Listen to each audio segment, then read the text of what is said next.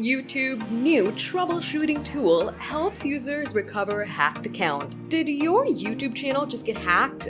The one you've spent years building? Fret not, as you can regain its access, because Google has introduced a new AI-powered tool for its video sharing platform to help creators recover their hacked accounts. We live in a world where digital security is increasingly under threat, and therefore YouTube, despite having millions of followers, isn't free from hackers' attacks. To address this, the platform has rolled out a troubleshooting tool for creators who believe their account's been compromised. However, the tech giant advises creators to first check for signs of hacking, such as changes to their profile picture, a new username for the account, or unauthorized video uploads.